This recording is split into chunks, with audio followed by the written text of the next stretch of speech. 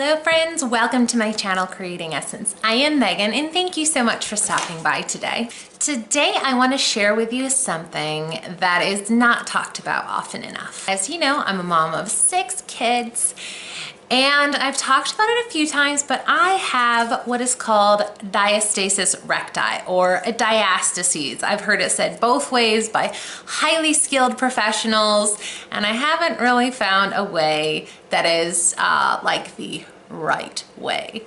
It's just said differently by different people. I will put that up on the screen now for you to see what the words actually look like. A diastasis. What that is a separation of your stomach muscles. Your abdominal muscles are connected. There's 2 kind of columns or bands of muscles. They're connected by what's called fascia, which is a connective tissue.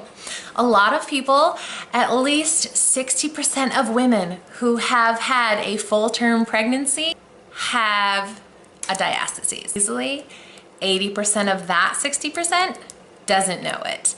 It's just not something that's talked about. It's not something that doctors and unfortunately even midwives tend to concern themselves with or be educated in, because it's seen as one of those mommy things. You have a mommy pooch on the front of your belly, and for those of us who deal with it in a really profound fashion, we just look pregnant all the time. Yep. If I wear a tight shirt, I look like 4 to 5 months pregnant easily. I went with a doula client to get pedicures because that was her final appointment before birth of baby of choice, and it was so awesome. And the woman doing the pedicures looked at my client and asked when she was due, and she told her, 2 weeks. And then she looked at me and said, "How about you? When are you due?" And I just was like, it's a food baby. I deal with things with inappropriate humor. I think most of you who watch my channel for any length of time have figured that out already. Maybe you haven't. Brace yourself, it's coming. So the diastasis is a separation of that fascia. It's often at the belly button, and it can go above and it can go below. And there are various degrees of separation. The cause is primarily pregnancy, but there are plenty of people that get it other ways. People who are incredibly fit and do a lot of weightlifting really abuse their fascia at times and can be incredibly toned, like 2% body fat people with excellent definition. They'll have a diastasis because their muscles are just so ripped on either side, and they're strong, but their fascia is getting beat up and it can separate. Things like obesity and chronic illness and different things where there's so much tension in that midsection. And I'm not even close to an expert. I'm just a woman who's dealt with this and had to find my own way, and have thankfully come across incredibly skilled and knowledgeable people who have helped me immensely in recovery. But I will put in the info box below links to so much information from highly skilled professionals that I really recommend for everyone to take a peek at, because a lot of times we don't realize we have a diastasis. It can affect so many things. Like I said, the little mama pooch, like once you've had a baby, it just got the rounded out thing. And a lot of times if you notice like your belly button, suddenly, if you were an outie, now you're an innie, and it's concave and it's kind of like a pit. It's not just a belly button. That's a good indication that your fascia behind your belly button is separated and the belly button is kind of sinking in. A diastasis can, and often does, greatly affect pelvic floor strength. And what I mean by that is, do you pee yourself when you cough and sneeze after you've had a baby? When your fascia is torn, your general midsection is unsupported and things just start to sag, for lack of a better word, and they don't have the strength and the support and the unity because there's so many muscles that work together in that area. That is often something that goes along with the diastases. It can affect your strength and your balance. You might find you used to be able to work out in certain ways and now you just can't. It may hurt or your muscles just don't do that anymore. That is something that I experienced, and I wrote a blog about a lot of my experiences with this, and I will link that below as well. I wrote it like a year and a half ago, and I've made so much more progress even since then. It can also affect your posture. If you get back pain in your neck and shoulders, a lot of times our alignment is off. And low back pain, it's because we aren't supported in our core. Our spine is lacking that. When you're pregnant, your center of gravity shifts and you kind of get used to sitting on top of that belly.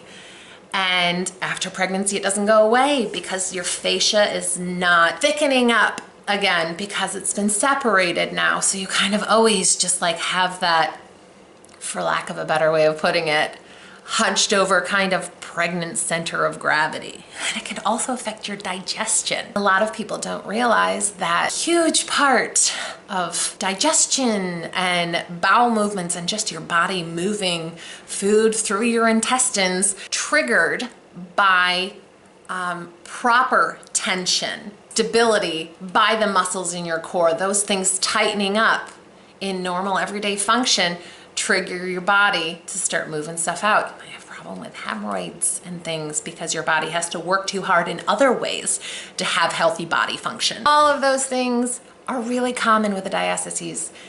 Maybe not all of them, but some. For every woman it's different, and men get diastases as well. There are a lot of myths with a diastases. I was told that's just life. That's your mom body. Like, stop being so vain. No, that's poor health. That's a broken body. I need help healing. A lot of people say it's fixed by crunches. Just do more crunches, strengthen your core. No, actually, crunches and planks are the worst thing. They literally rip your fascia apart more. And the thing that you hear when doctors realize you actually have a diastases and move forward with treating it, it's only healable by surgery. You need it stitched up. There's no other way.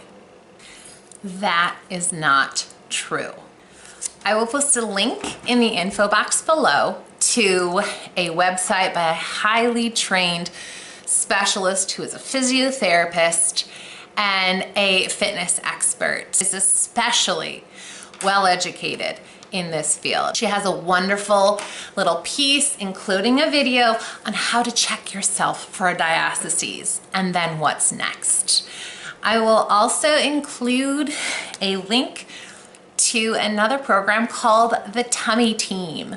The Tummy Team is a group of physical therapists that do in-person and virtual assessments and physical therapy for those dealing with diastases, pelvic floor weakness, and a whole bunch of other issues pertaining to that kind of specialty. They are incredibly skilled. And if you watch my Wellness Wednesdays and my wellness journey updates, you know I mentioned the Tummy Team. I just started at the beginning of February doing their 8-week physical therapy program because I did have so much success healing my diastases and really making wonderful improvement. I will include a picture here of before I started with the Diastases Aware Fitness Program, Fit to Be.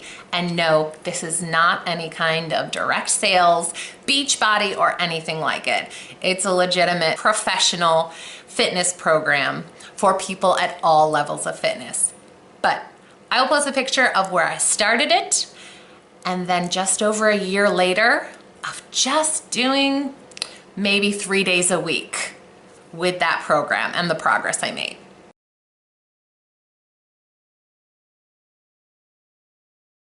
It was amazing. It really was.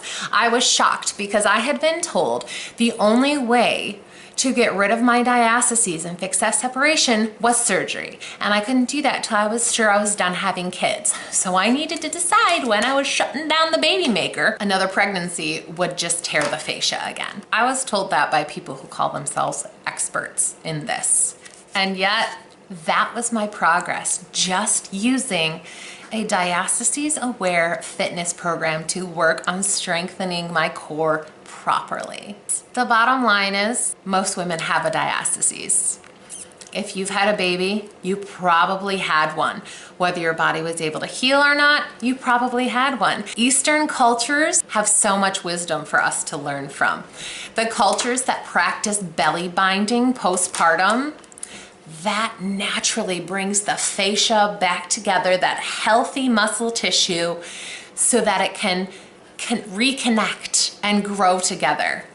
Those cultures have almost no instances of diastasis, and that's why the 60% is such a low number. If you are pregnant or trying to become pregnant or have recently had a baby, look into the therapeutic uses for splinting or postpartum belly binding. It is incredible. Whether you have a pronounced diastasis or not, there are many benefits. And there is hope. If you do have a diastasis, it doesn't mean you need surgery. It means you need to help your body heal.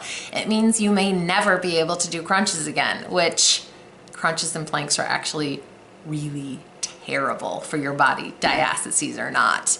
It's just a really unsupported move, and every time I see those terrible, I won't mention brand names, but viral workout videos where they have moms and people who I can clearly see a diastasis bulging, doing crunches and planks and things where they're jerking their knees up, I cringe because I know the physiology now and I know how much they are risking serious damage to their core. So there is hope. There is healing. It is not just surgical, and you don't have to pee yourself when you sneeze. I promise. I promise.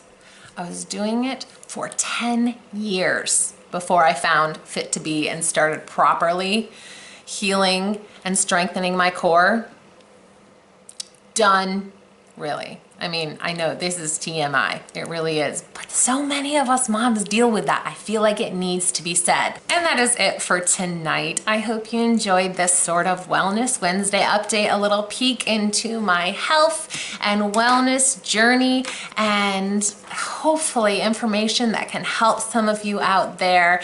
Please check the links in the info box below. I'm not in any way making money off of any of that. It's truly just to share information and help other moms, women, everyone like me to have better health and wellness. Thank you so much for sticking around today. If you like this video, please give it a thumbs up. If you have any questions, please put them in the info box below. If I don't already know, I will happily direct you to somewhere or someone that will know. And as always, don't forget, if you want to stick around for more videos like this, hit that little subscribe button by the title. Bye-bye.